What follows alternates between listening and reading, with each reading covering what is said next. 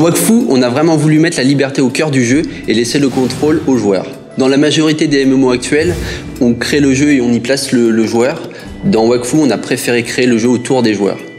Le plus gros challenge pour nous a vraiment été de permettre aux joueurs d'avoir autant de liberté sur la politique, l'économie ou l'écosystème du jeu en fait. Pour maximiser l'impact du joueur sur le jeu, on a pris la décision de mettre très peu de PNJ en jeu. Notre volonté, c'est que le jeu ressemble à ce que les joueurs en font. La volonté de laisser le contrôle aux joueurs passe aussi par l'économique.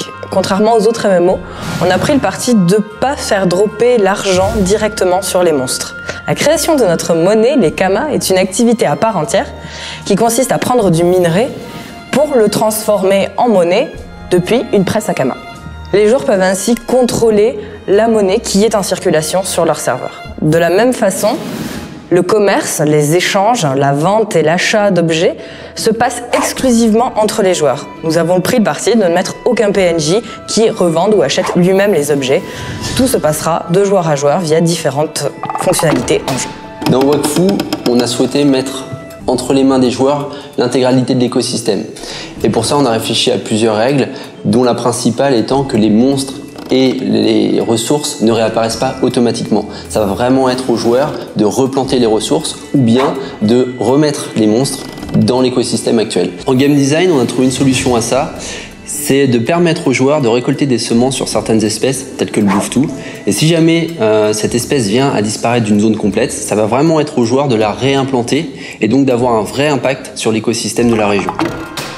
Incontestablement, là où on laisse le plus de contrôle aux joueurs sur le monde et sur les autres joueurs, c'est au niveau politique, puisque 4 joueurs uniquement, 4 gouverneurs élus parmi les joueurs, contrôlent les actions de l'ensemble des joueurs du serveur.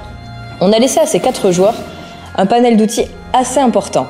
Avec ça, il va pouvoir gérer les lois de la nation, il va pouvoir proposer des challenges à ses compatriotes, et il va également pouvoir gérer l'économie et les taxes qui vont être appliquées sur ces territoires. Ces outils lui permettent de s'exprimer de la manière la plus démocratique qui soit, comme de la manière la plus tyrannique. On a pu constater que les joueurs se sont vraiment appropriés ce système et ont fait comme dans la vraie vie des gouvernements très diplomatiques, très à l'écoute de leurs concitoyens, comme des gouvernements très tyranniques et très centrés sur la petite personne du gouverneur. Ce qui est intéressant avec ça, c'est de voir vraiment que Wakfu, au final, reflète la société telle qu'elle existe dans la vie réelle.